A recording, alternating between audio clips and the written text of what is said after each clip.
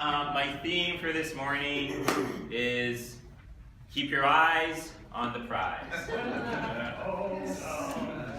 So it's a little, maybe we have time we can sing it. It's a little ironic. So what I've been tasked to talk about is what does this election mean for us? So it's a little ironic because I want to talk about how we need to keep our eyes on the prize, and the election is not our prize. Right? The election is not our prize. So, it's, yesterday was a pretty frantic day in terms of election coverage. We had these dueling leaks from the Clinton campaign, the Trump campaign. Right, from the Clinton campaign, we got some leaks from her speeches that she made to like Goldman Sachs and all these people that she was like, no, I'm not going to release the transcripts, right? And then we got leaks releasing portions of the transcripts that she made, of these speeches that she made to like Goldman Sachs and Morgan Stanley and all of her Wall Street friends. And we found out that, she thinks that people from the financial sector should be regulating the financial sector, figuring out how to regulate it so they should regulate themselves.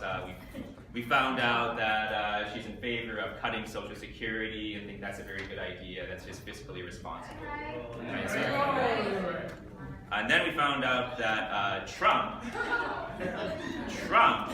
is now, this is not funny, Trump basically, what it suggests is that he has used his celebrity and his power to serially sexually assault women.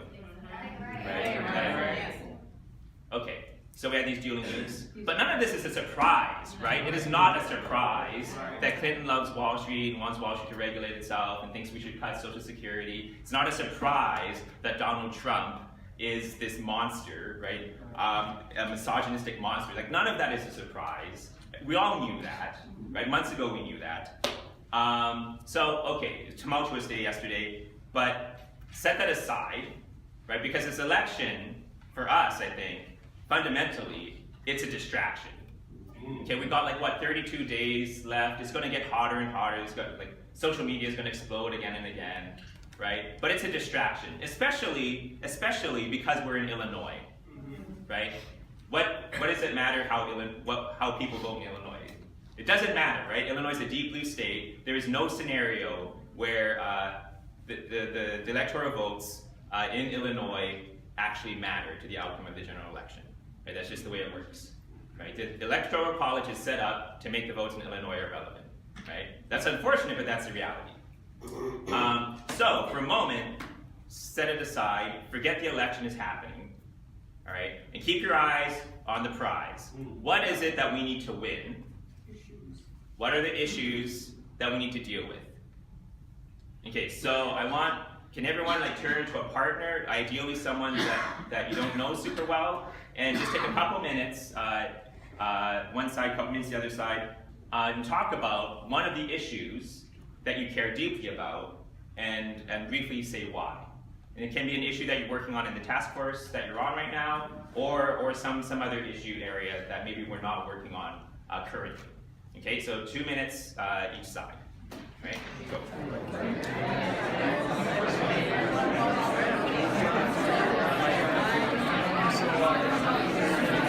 I'd like some people to share the issue that they talked about.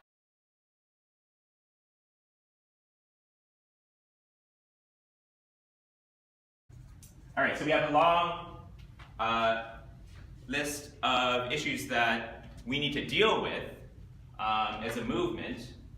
So, what could the election get for us when it comes to all of these issues? Is there an outcome to the election where we win any of these things? No. Is everyone clear on that? Right. So Hillary Clinton has been putting on sort of progressive airs in the election campaign. Right? I think she maybe has shifted some of her positions, but does anyone think that she's going to give us any of these things? Because she just believes in it so deeply. No, right? No. Okay. All right, so keep your eyes on the prize. Strategically, I think we do want Clinton to win. Okay? But not for the reason that you might have heard from a lot of people, but okay, we need Clinton to win so that we can destroy her and the entire brand of politics that she represents. That's why we need her. counterintuitive, right? So let me explain. No matter who wins the election, our politics are going to be in opposition to that person, right? Our politics are going to be in opposition to the president, whether it's Clinton or Trump, right?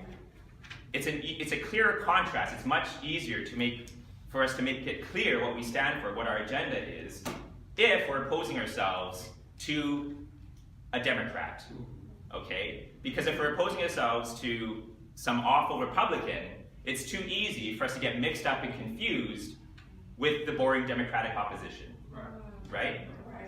People get this? So, an illustration, in 2011, before Occupy, like two big things happened in 2011, right? Towards the end of the year we had Occupy. Early in 2011, we had the uprising in Wisconsin. People remember this? Yeah. Uprising in Wisconsin in opposition to the terrible Republicans running Wisconsin, right? So there's very inspiring occupation of the Capitol building, right? I was so excited, but then what happened to that movement? Anyone remember? Anyone remember how that ended? Recall. It ended up in a recall campaign, and the uprising.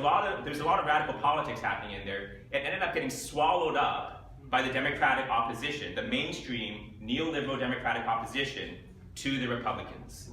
Okay, and all the energy just got sucked out of that movement because it got just swallowed up by the boring, extremely boring Democratic opposition. Right? Okay. I think that if Occupy had happened under a Republican presidency, the same thing very easily could have happened to Occupy. It would have just gotten swallowed up by whatever. There would have been some extremely boring Democratic opposition to a Republican president, right? And all the energy in Occupy could have very easily gotten swallowed up in that, and wouldn't have had the transformational effect on the political narrative that it turned out to have, right? So, strategically, we want him to win because that'll make it easier for us to make clear what our agenda is and how we are to the left of the mainstream neoliberal Democrats. All right? So that's what we want. If Trump wins, I think we should. I'm now pretty sure he's not going to win. But we should maybe spend a little time thinking about what that scenario would look like. There are a lot of people saying, like, if Trump wins, we're going to end up with concentration camps, really horrifying scenarios. Not totally out of the question, but there are a lot of indications that Trump doesn't actually want to govern. Right? He's a blowhard. He doesn't want to actually work every day, right? He wants to get spout off on the news, right? So a lot of indications that he's looking for someone else to run things if he wins, right? So that'd be Pence, right? So if Trump wins, we're probably looking at Pence running things, which is awful, but it's a very familiar kind of awful, right? Totally familiar kind of awful, right? So I think that's the most likely scenario if Trump wins, which I think is really unlikely. But in any case, right, there's not a lot we can do here because we're in Illinois, and Illinois doesn't matter in the general election for the presidency. And that's not right. That is not right. It's not right. But that said, Trump is still a very frightening phenomenon. But we need to look at what's underlying the Trump phenomenon, which is that the status quo, the neoliberal status quo that we've had for the past 30, 40 years is crumbling, right? The system as it is crumbling. It's falling apart. It's not working anymore. The system is not working anymore. The economy sucks, and this is worldwide. The economy sucks worldwide. And because the economy is so bad, the promises that society has made to people are being broken. Right? And so people are turning against the system, they're turning against the elites who've been running it, right? We do a lot of, our student organizing is one of the powerful parts of our collective, right? Yeah. I think one reason for that is because the students, all you students, have a very keen sense that there are promises that were made to you when you're growing up, and they're all empty. Right? Not a single one of them is turning out. Right? Okay, so elites are losing legitimacy among masses of people, and what this is leading to is a rise of populism on the left and on the right. Right? So on the left, we had the Bernie campaign. On the right, we see Donald Trump. What they both have in common is the rejection, this very strong rejection of the establishment, of the elites. Right? That's what they have in common. The populists on the right, globally, are in the lead of the progressives, of us. Okay? On the right, populism takes the form of nationalist, xenophobic, anti-immigrant movements. Okay? And we see this, we've seen this in the past year. We've seen huge gains with these movements in Germany, this new party called the Alternative for Germany, rabidly anti-immigrant, making huge gains in recent elections. In France, we see the National Front, also very anti-immigrant, making huge gains in elections in the past year. In the UK, Theresa May is now Prime Minister of the UK. Her administration recently proposed that every company in the UK make a public disclosure of how many foreigners are working in that company. That ain't right. That ain't right. So what we're seeing worldwide is this wave of nationalism leading to attacks on immigrants, and as they gain more and more power, the attacks on immigrants can get worse and worse, right? This points towards increasing conflict between different nations, right? As each nation falls into nationalism, there's going to be increasing conflict. And all of this is a product of the failures of the system that we currently have, the system of neoliberalism. And it's breaking down and it's giving rise to all of these nationalist movements around the world. And in the US, this takes the form of Trump, right? And right, the bad news there is that I think Trump will lose, but the sentiments that are fueling his campaign, this movement that's behind him, is not going away. It's not going away. We're going to see it in the midterm elections, and we're going to see it in 2020, and on, until we fix the underlying problem, the underlying disease, which is the system is broken and needs to be replaced. Okay, so keep your eyes on the prize. Our goal is to build a movement on the left that can take out these mainstream corporate agenda Democrats and give people a real alternative to the establishment that is progressive rather than reactionary, nationalist, xenophobic, racist, misogynistic, right? Our goal is to build this movement on the left, to take power, to move beyond the current system, and ultimately to change the world, okay? So, world-changing movements are coming, right? They're already here, really, right? World-changing movements, movements that will change the course of history worldwide. The only question is that going to explode more on the left, or is it going to explode more on the right? Okay, and our job is to make sure it happens on the left, and to build this organization, this collective, in such a way that when this movement starts to emerge, as this movement starts to emerge on the left, we are at the center of it. Okay, we want to be at the center of the movement, where it's clear that we are at the lead, our leadership multiplies, we increase our power, and we move forward with this growing, rapidly growing army behind us. Okay, so that's so we want to position ourselves to be at the center of a new movement on the left. So what can I do for time? Okay, how are we doing that?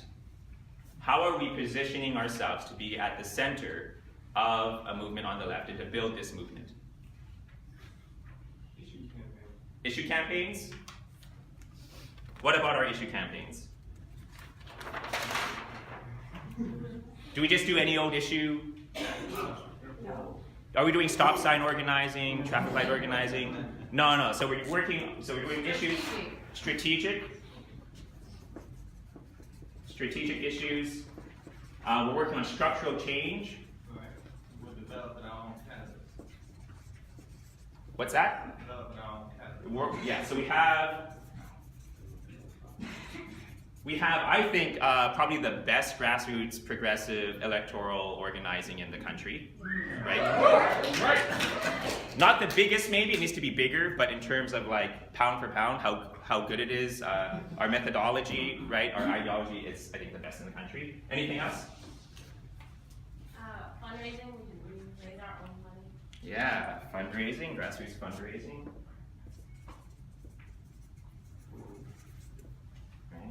Anyone here been part of our fundraising weeks this year? Good. Okay, we need more, but that's good. What else? Direct action. Direct action. We have, again, one of the best direct action programs in the country. Base building? Base building. Where are we base building?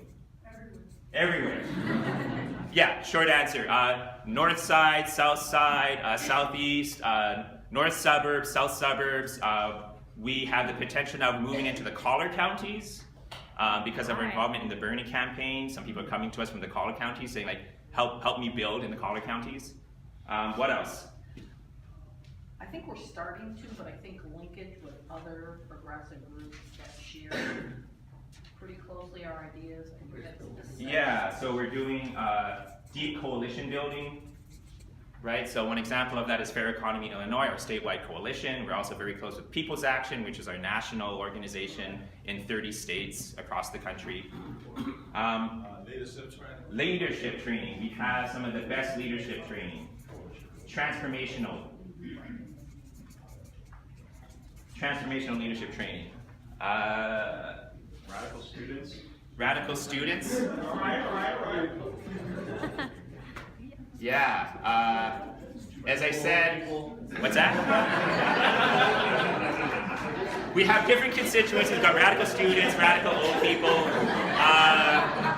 radical clergy, right? All right. As I said on Facebook the other day, the University of Chicago, which is like the origin, the home, the heart and soul of neoliberalism, is now like one of the biggest training grounds for the people who are going to take it down. Let's see, need to wrap up here. What else I got? Canvassing too. Canvassing, yeah. We are we're investing in strategy and analysis and political education of our leadership. We're also doing this with our allies in elected office. We have a table of progressive elected officials who come meet with us to talk about analysis and strategy, right? And we are developing an extremely ambitious issue agenda, including what was mentioned before. Where is it? Global minimum wage, right? We're actually doing this. Okay, we're actually going to do this. Okay? All right. So, okay, so keep your eyes on the prize. Okay, keep your eyes on the prize. The election is going to come, it's going to go. We hope that Clinton wins, but no outcome is a win for us. Right? We need to keep our eyes on the prize. We need to build this collective and build this movement. All right? Okay, so, all right, sorry, I'm over time. Keep your eyes on the prize.